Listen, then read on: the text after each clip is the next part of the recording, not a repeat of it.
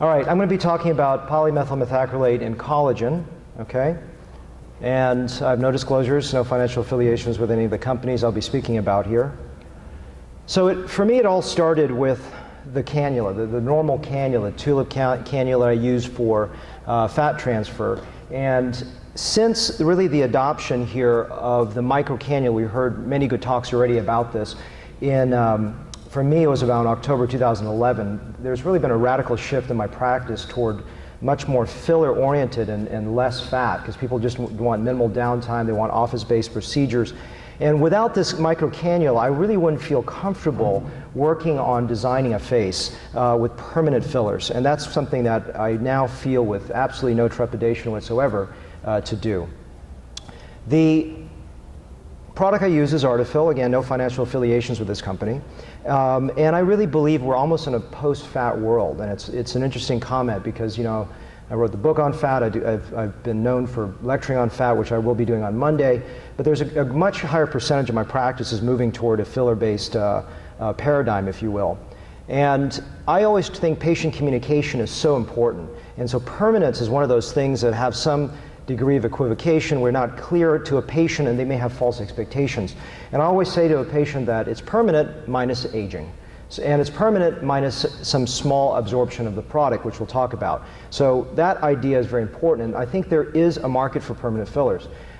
When I started doing this, I started realizing there was a very large demand for this, where people just didn't want temporary. Of course, there's a very large demand for temporary, and I think it's just right there. What I've used this filler for, which we'll go more into detail with, is really in the periocular area, which initially sounds very negative or very frightening, but with cannulas it's exquisitely easy, and it's just so very safe in my opinion. So as you know, there's a little bit of history. It started in Europe with Arteplast. It had a high complication rate, never brought to the United States, and then it went to artecoll, which was developed in Europe. It had clinical trials in the US, but was never commercialized here. And then we go to the current model, which is Artefill, which is a third generation product available in the United States since 2006. And really, the evolution from the first to the second phase, from Arteplast to artecoll, was elimination of contaminants and rounder and smoother particles.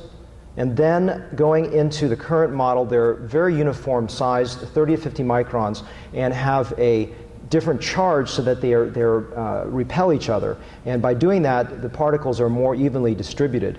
There is 80% of this product is bovine collagen, and what's unique about this latest generation is that it's a US-based sequestered herd, so concerns of mad cow disease and other things are a lot less. So as I said, my practice now for a permanent filler is comprised of these two products. And I really believe that there is a role for both. And I want to articulate, since this is, even though it's a talk specifically about PMMA, what are the pros and cons of each filler, so how do I use it?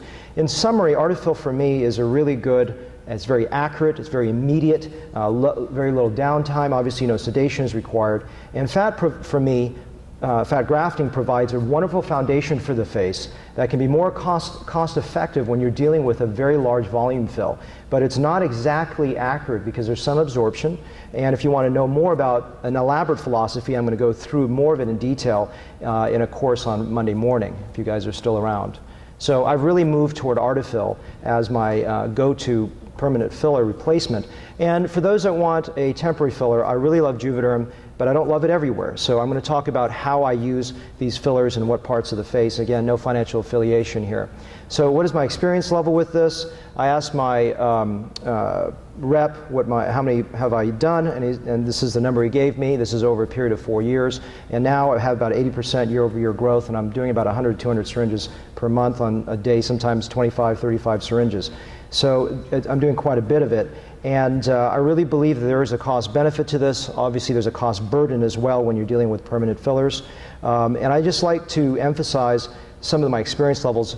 I've had no infection granuloma rates with this. I use chlorhexidine prep on every patient. I do that for any kind of filler I do. For neurotoxins, I just use an alcohol wipe. I've not had any visible contour issues. I've had some patients that had a bump or something they felt but was palpable. About 5 of those cases that endured and had another 5 that resolved, but I have not had any patients that had a visible bump that required any correction, whereas I can't say that with my HAs. I probably about 1 in 30 are in the periocular region have something I got to dissolve, because I don't think it's an ideal filler around the eye area, in my opinion. So I usually talk about for my patients that because the product is actually 80% bovine collagen, that I actually put about 2/3 of it up on the front end, let some of the edema to come down, and then come back and tell them they're going to lose about 20%. So I have to come back and fill and touch it up maybe 6 weeks as a minimum, or thereafter. So I like to tell my patients, look, don't expect a perfect outcome with one treatment, and that's really important to convey that information. So these are the 2 products I use. How do I use them? This is just a schematic. I really like using the PMMA around the periocular region. I'm getting much more, not only comfortable, but enjoying it in the temple region more than juvederm. Lower face, because it takes so many syringes to really volumize the face, for patients that are more cost sensitive, I prefer juvederm, because it really, in my opinion, it's a good HA in terms of its potential to bleed out into the areas and just really blend in. This is to show you, you've already seen this, this is nothing new. I thought it was going to be the original slide, but I think most of you have already seen that the entry point is more laterally based over here coming in, and you can still get that canthus. The trick here is that it's the exact opposite of how you approach fat. Fat is a perpendicular injection, whereas for this product, for fillers, you want to go parallel. I can go subcutaneous around this, and you're not going to get tindling, you're not going to get lumpiness. It's very, very smooth. And then if you have a long horizontal component, I'll sometimes come in and do just this horizontal entry to hit that area as well. So again, along the lines of patient communication, I always want to make sure that I use models. Oh, sorry, this is the older version. I'm going to skip over this because we don't have the time to show the slide video. But this is the idea of a house on sand, is the idea that how do you present to a patient the sequencing of fillers. So for me, I really don't like putting a temporary filler base down and then coming back and putting a permanent fat on top, because fat is a great foundation. It's not 100% accurate, and so I don't like using it as a filler on top of temporary fillers.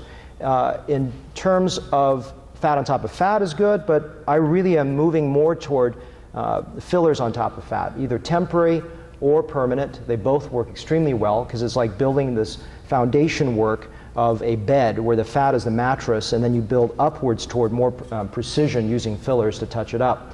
Fat on top of permanent fillers is fine, but as I said, I think fat is a much better foundation work for the house.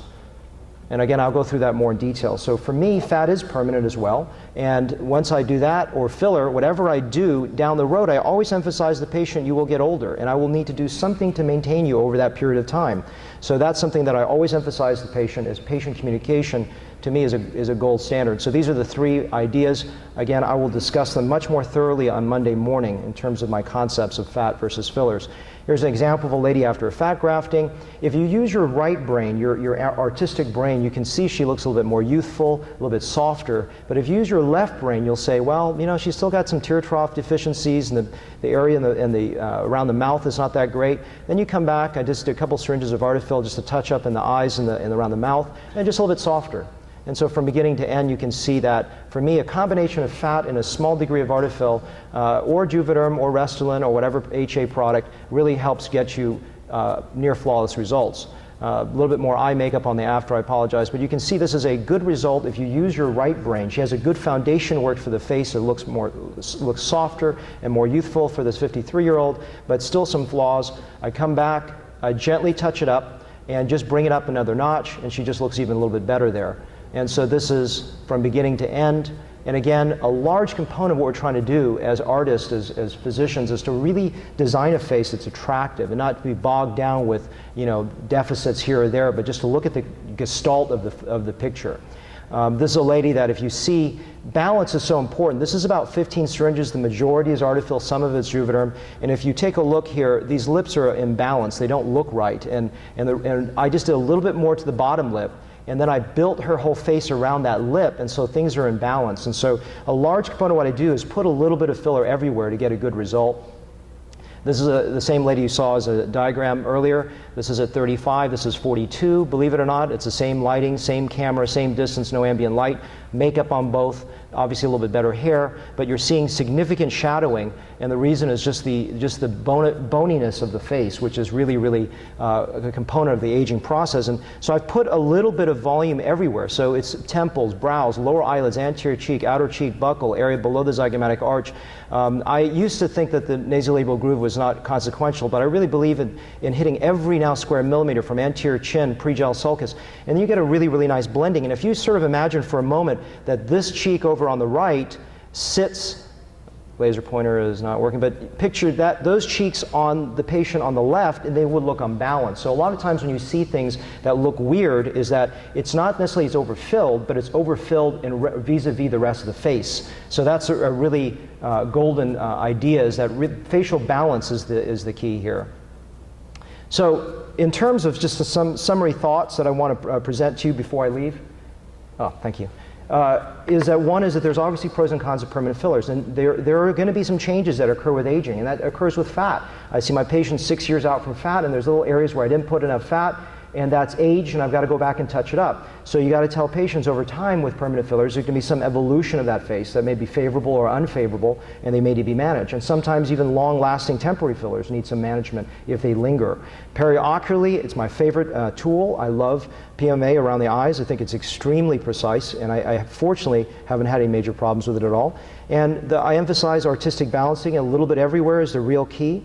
And Artefill for me is a great touch-up for fat. And so just using the language of communication with patients, I like to use that house on sand, the idea of the glass of water emptying, and the face like a bed as analogies. So I leave you with the thought is that oftentimes as surgeons or physicians we're too analytical in the left brain and we don't see the forest for the trees. And so I will always want to emphasize to you, be artistic, see the full face, and when you design a face, always go back toward the frontal view, because that's how we see each other. Thank you very much.